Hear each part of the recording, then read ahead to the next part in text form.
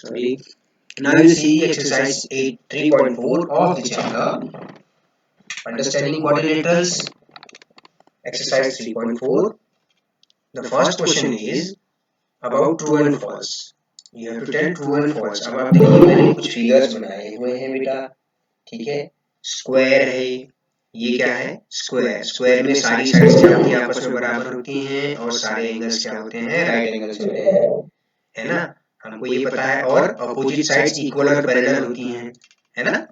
अच्छा, पूछ रहा है ऑल रेक्टेंगल्स आर स्क्वायर्स। ये ट्रू होगा या फॉल्स होगा? तो आपको बताना चाहूंगा कि ये आपका फॉल्स होगा। रेक्टेंगल्स, सारे रेक्टेंगल स्क्वायर नहीं। आप देखिए ये रेक्टेंगल स्क्वायर है ना? लेकिन कोई कोई रेक्टेंगल स्क्वायर हो सकता है। देखिए अगर आप स्क्वायर और रेक्टेंगल को देखें तो दोनों की प्रॉपर्टी में रेक्टेंगल में क्या होता है? अपोजिट साइड्स इक्वल और पैरेलल होती हैं, स्क्वायर में भी होती हैं। सारे एंगल्स 90 डिग्री होते हैं, स्क्वायर में भी होते हैं। तो सारे रेक्टेंगल स्क्वायर नहीं होते हैं, केवल एक रेक्टेंगल स्क्वायर हो सकता है। अगर वो स्क्वायर हो तो, है ना? All rhombuses are parallelograms. ये रोम्बस है आपका, ये पैरेललोग्राम है। क्या आप कह सकते हैं सारे रोम्बस पैरेललोग्राम हैं? Yes sir. Opposite sides equal और पैरेलल रोम्बस में भी होती हैं, पैरेललोग्राम में भी होती है। तो सारे रोम्बस, है ना, हमने डिस्कस पहले भी किया हुआ है। सारे स्क्वायर्स, सारे रेक्टेंगल्स, सारे रोम्बसेस सब क्या है? पैरेललोग्राम्स के ही एग्जांपल हैं। ये तीनों क्या हैं? ये तीनों पैरेललोग्राम के ही एग्जांपल हैं, ठीक है। अच्छा, व्हाई? बिकॉज इन तीनों में पैरेललोग्राम की तरह अपोजिट साइड्स पैरेलल और इक्वल हैं, ठीक है। अच्छा, ऑल स्क्वायर्स आर रोम्बसेस, सारे स्क्वायर रोम्बस हैं, और आल्सो रेक्टेंगल्स। तो आप इसको कहेंगे ट्रू। क्या कहेंगे? ट्रू। सारे स्क्वायर्स रोम्बस हैं, क्योंकि रोम्बस और स्क्वायर सारी साइड्स इक्वल है, तो सारे स्क्वायर रोम्बस भी होंगे, रेक्टेंगल भी होंगे। किस तरह का रेक्टेंगल? जिसमें अपोजिट साइड्स के दोनों पेयर आपस में इक्वल हैं और चारों आपस में इक्वल हैं। है तो ये भी रेक्टेंगल का ही एग्जांपल, है ना? Yes yes sir. सारे स्क्वायर्स रोम्बसेस में होंगे, क्योंकि रोम्बस की तरह स्क्वायर में सारी साइड्स इक्वल होती हैं, और सारे स्क्वायर्स रेक्टेंगल्स भी होते हैं, क्योंकि अपोजिट साइड्स स्क्वायर में भी रेक्टेंगल की तरह इक्वल और पैरेलल होती हैं। जिस तरह से रेक्टेंगल में अपोजिट साइड्स के पेयर इक्वल और पैरेलल होते हैं, उसी तरह से स्क्वायर में भी होते हैं। वो अलग बात है कि चारों साइड्स आपस में इक्वल हैं, ठीक है। All squares are not parallelograms. तो फॉल्स लिखेंगे। क्या लिखेंगे? फॉल्स, है ना? ये कहता है सारे स्क्वायर्स पैरेललोग्राम्स नहीं है, ठीक है। तो सारे स्क्वायर्स पैरेललोग्राम्स होते हैं। सारे स्क्वायर, सारे रेक्टेंगल, सारे रोम्बस पैरेललोग्राम के ही एग्जांपल हैं, ओके। Yes sir. अब देखिए काइट में एडजेसेंट साइड्स का जो पेयर होता है, एडजेसेंट साइड्स मतलब अड़ोस पड़ोस के जो अगल बगल के हैं, वो साइड्स आपस में बराबर होती हैं। ये कह रहा है ऑल काइट्स आर रोम्बसेस, तो आप लिखेंगे फॉल्स। सारी काइट रोम्बसेस हो ही नहीं सकती हैं। काइट रोम्बस कभी हो ही नहीं सकती है। क्यों? क्योंकि अपोजिट साइड्स तो अनइक्वल है ना इसमें। एडजेसेंट साइड्स जो है, एडजेसेंट साइड्स इक्वल होती है। Adjacent sides pairs are equal, है ना? काइट में ये होता है, रोम्बस में अपोजिट साइड्स, सारी साइड्स, चारों साइड्स आपस में इक्वल होती हैं। अच्छा, और रोम्बसेस आर काइट्स, तो आप इसको कहेंगे ट्रू। सारे रोम्बस काइट हो सकते हैं। कैसे हो सकते हैं सारे रोम्बस काइट? सपोज मैंने एक रोम्बस का फिगर बनाया, ठीक है, ये एक रोम्बस है, तो इस रोम्बस में देखिए सारी साइड्स आपस में बराबर है रोम्बस में, ठीक है।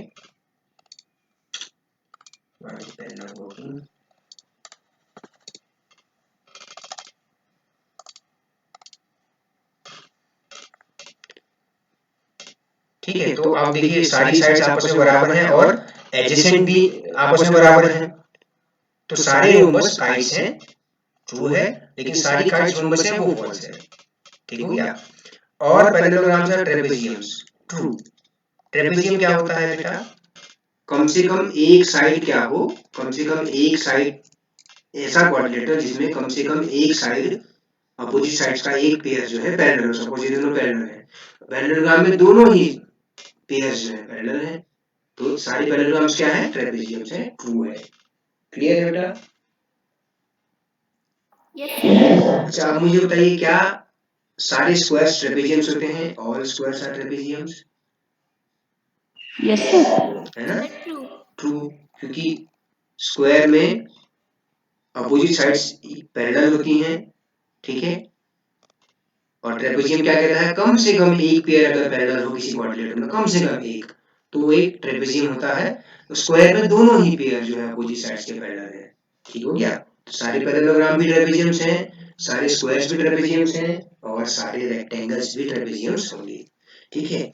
इन क्वेश्चंस को करने का तरीका क्या है? आपने प्रॉपर्टीज मैंने आपसे डिस्कस की हैं पिछली क्लास में, सारे उनकी शेप्स की, तो आप इन शेप्स को यहाँ पर बना लीजिए, उसको आप देखेंगे तो आपके समझ में आ जाएगा। अगर प्रॉपर्टीज याद होगी, हर क्वाड्रिलेटरल की प्रॉपर्टी अगर याद है तो आप ट्रू फॉल्स कभी गलत नहीं करेंगे, ठीक है?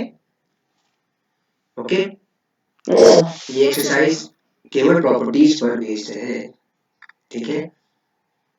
अच्छा, कोई मुझे बताएगा कि डायगोनल स्क्वायर में, स्क्वायर के जो डायगोनल्स होते हैं उनकी कोई प्रॉपर्टी होती है, वो आप बता सकते हैं?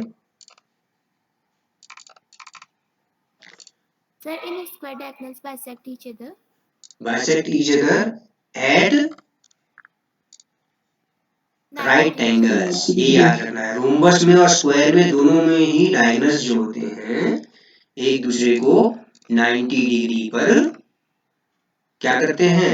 बाइसेक्ट करते हैं, ठीक हो गया? अच्छा, क्वेश्चन नंबर 2 ये है कि identify all the quadrilaterals that have 4 sides of equal length. तो ऐसे कौन कौन से क्वाड्रिलेटरल जिसमें चारों साइड्स इक्वल होती हैं? बताइए। Square and rhombus, very good. Square और रोम्बस, केवल दो ही तो क्वाड्रिलेटरल ऐसे हैं जो हमने स्टडी किए हैं जिनमें सारी साइड्स इक्वल होती हैं, ओके। ऐसे क्वाड्रिलेटरल्स का नाम बताइए। Identify the quadrilaterals that have 4 right angles. Square and rectangle. है ना? स्क्वायर में भी सारे राइट एंगल्स होते हैं और इसी तरह से रेक्टेंगल में भी सारे राइट एंगल्स होते हैं, केवल दो ही क्वाड्रिलेटरल ऐसे हैं, ठीक हो गया? Okay, then question number 3 is there. Explain how a square is a quadrilateral. पहला पूछा है कि वे स्क्वायर क्वाड्रिलेटरल कैसे है? How is a square a quadrilateral? Square quadrilateral क्यों है? बड़ा ही आसान है इसका आंसर ना बेटा। Sir, because square has 4 sides. हाँ, बस ये लिख दीजिए, because square has 4 sides.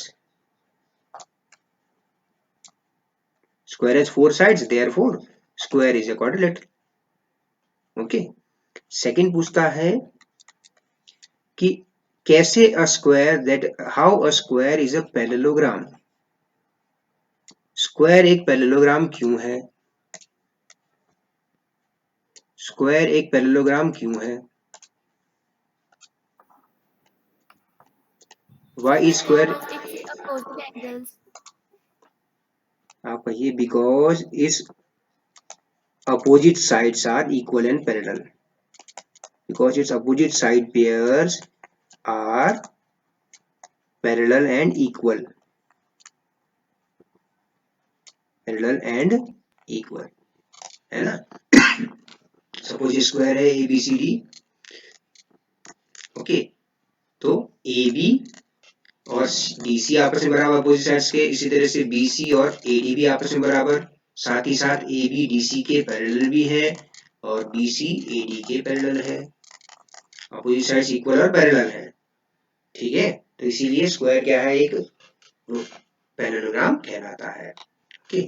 तीसरा पूछता है how is a square a rhombus? एक स्क्वायर रोम्बस कैसे हो सकता है? ठीक है, तो आप कंपेयर करेंगे प्रॉपर्टीज को या डेफिनेशंस को स्क्वायर और रोम्बस की। तो एक स्क्वायर एक रोम्बस क्यों है? बिकॉज इट हैज, बताइए, ऑल 4 साइड्स इक्वल, है ना? एक रोम्बस में सारी साइड्स इक्वल होती हैं, स्क्वायर में भी होती हैं, इसीलिए स्क्वायर एक रोम्बस है। ठीक है बच्चों,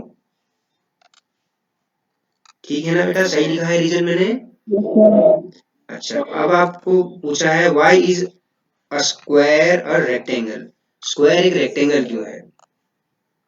क्योंकि स्क्वायर में रेक्टेंगल की सारी प्रॉपर्टीज फॉलो होती हैं, because in rectangle,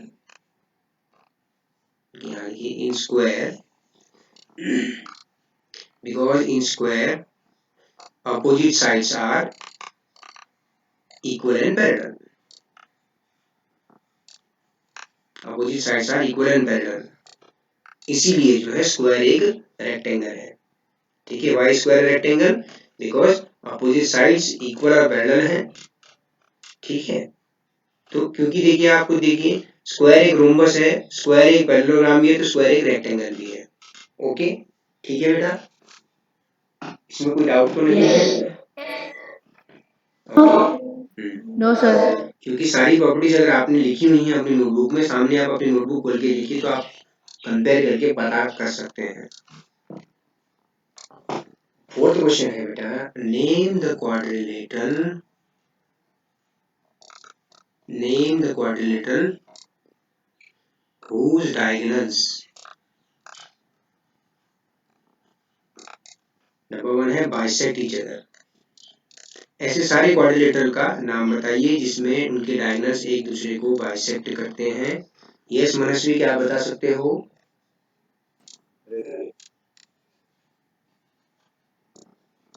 okay, sir square. Square और भी होते हैं sir rectangle. Okay, The rectangle, rhombus, rhombus भी होता है, बिल्कुल सही, सर पैरेललोग्राम। बिल्कुल सही, पैरेललोग्राम भी होता है। और कोई नहीं होता है ना? क्या ट्रेपेजियम में ऐसा होता है?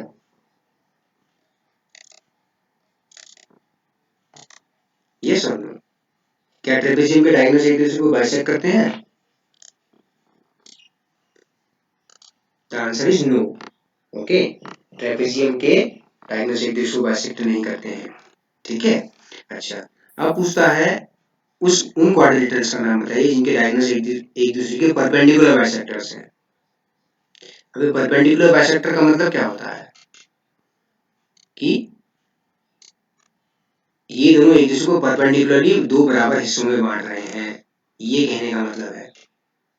ठीक है, perpendicular bisector, a line which is perpendicular to the given line and divides it into two equal parts, that is called perpendicular bisector, है ना? तो सीधा सा मतलब ये है कि ऐसे कौन से क्वाड्रिलेटरल जिनके डायगोनल्स एक दूसरे को 90 डिग्री पर बाइसेक्ट करते हैं।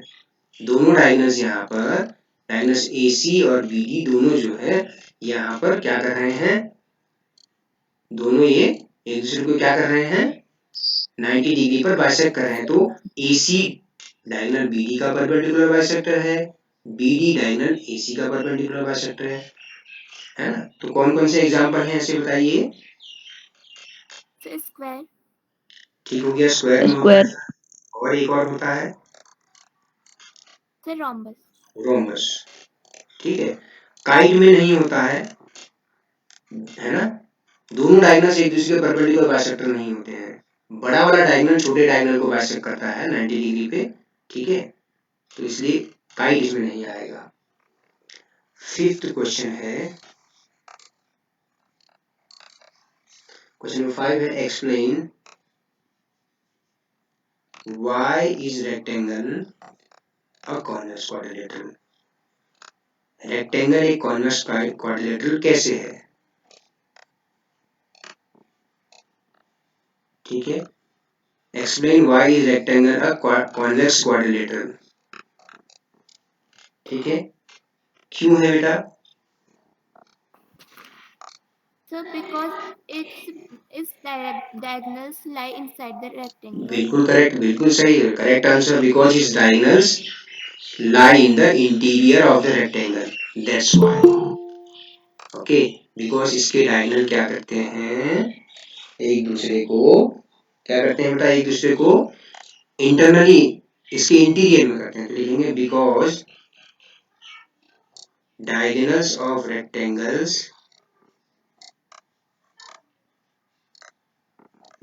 Rectangle meet in the interior of it. Okay, so we can say rectangle is a convex quadrilateral. So rectangle is a convex quadrilateral. Okay, अगर किसी डायगोनल का कोई पार्ट जैसे मैंने ये बनाया, अगर किसी क्वाड्रिलेटरल में उसका डायगोनल का कोई पार्ट भी बाहर की तरफ आ रहा है, ठीक है, तो वो क्या होगा, कॉनकेव क्वाड्रिलेटरल होता है।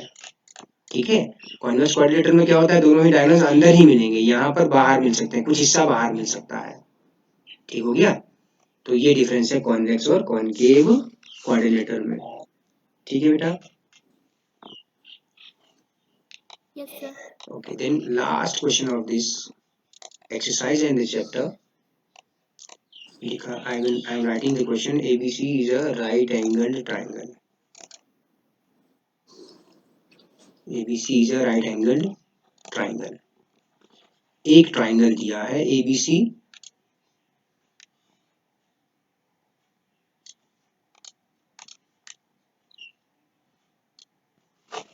इसको ठीक बना लेते हैं।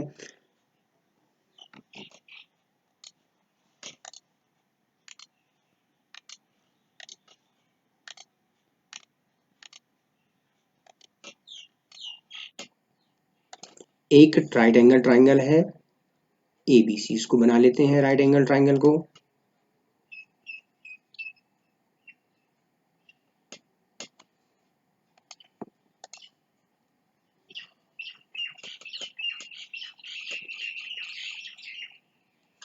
ABC एक राइट एंगल ट्राइंगल है, ये दिया है आपको, है ना।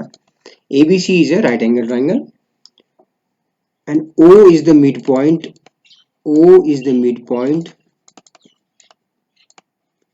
of the side opposite to right angle.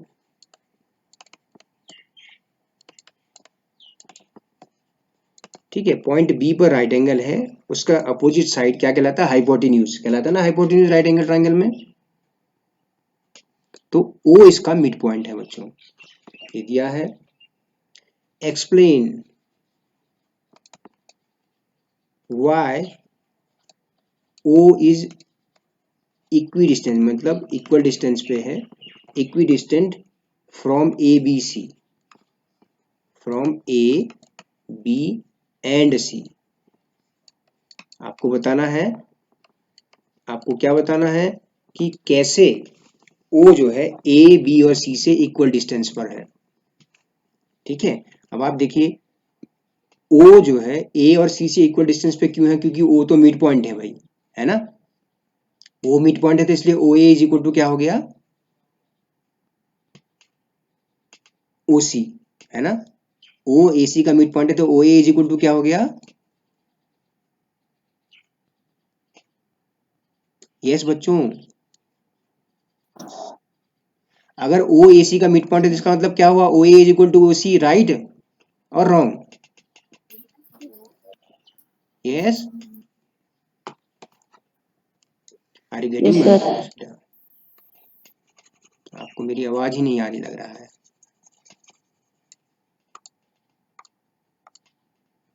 ठीक है, तो अगर मैं इसको एक्सटेंड कर दूं इस तरह से,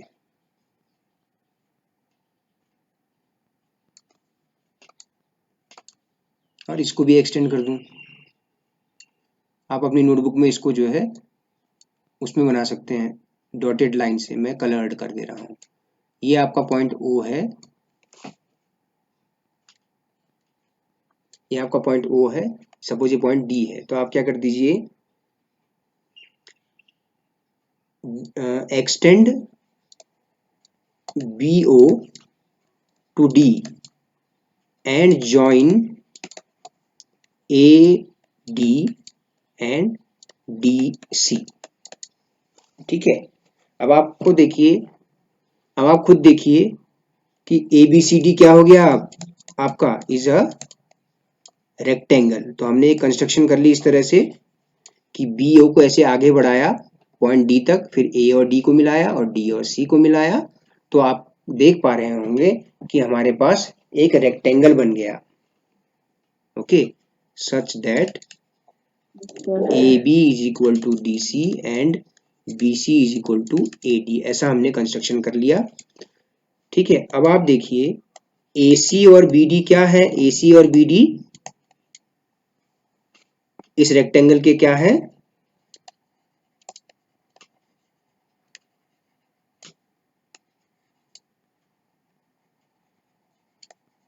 AC और BD इस रेक्टेंगल के क्या है,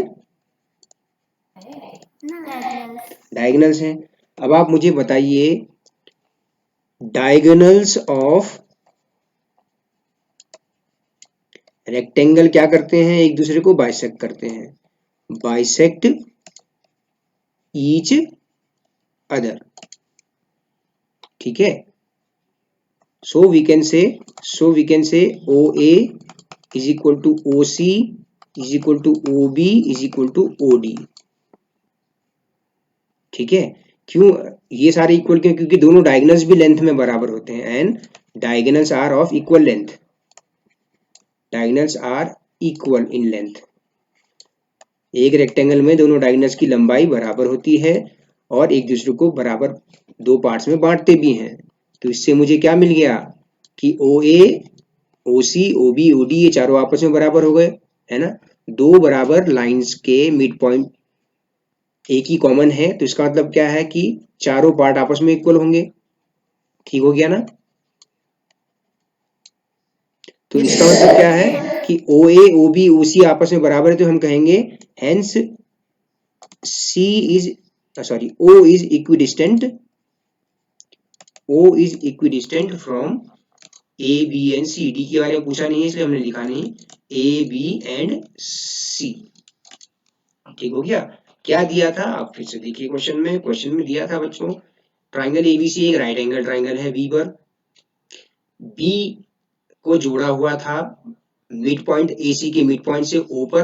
तो हमने क्या किया कंस्ट्रक्शन से, आप इसको डॉटेड लाइन बनाया अपने नोटबुक में, अगर दूसरा पेन यूज नहीं कर रहे हैं, मैंने कलर्ड कर दिया, ब्लू कलर से कर दिया, डार्क ब्लू कलर से। तो मैंने क्या किया, BO को ऐसे एक्सटेंड किया पॉइंट D तक, फिर D और C को मिला दिया और D और A को मिला दिया, तो मुझे ABCD एक पैरेललोग्राम मिल गया। फिर मैंने क्या देखा कि AC और BD इसके दो डायगोनल्स हो गए, रेक्टेंगल के दोनों डायगोनल्स एक दूसरे के बराबर लेंथ के होते हैं और एक दूसरे को बाइसेक्ट भी करते हैं। तो AC का मिड पॉइंट हो गया O, यानी कि OA is equal to OC। इसी तरह से OB is equal to OD हो गया, डायगोनल AC डायगोनल BD को दो बराबर भागों में बांट देता है, OB इक्वल टू OD। साथ ही साथ मुझे पता है कि AC और BD क्या है, आपस में बराबर हैं। ठीक है, दो बराबर लाइंस के मिड आधे भी एक दूसरे के बराबर होंगे, तो उससे मुझे मिल गया OA OC OB और OD बराबर में। तो इसलिए हम कह सकते हैं कि O पॉइंट जो है ABC से बराबर दूरी पर है, इक्वल डिस्टेंस पर है। ठीक है बेटा। Yes, sir.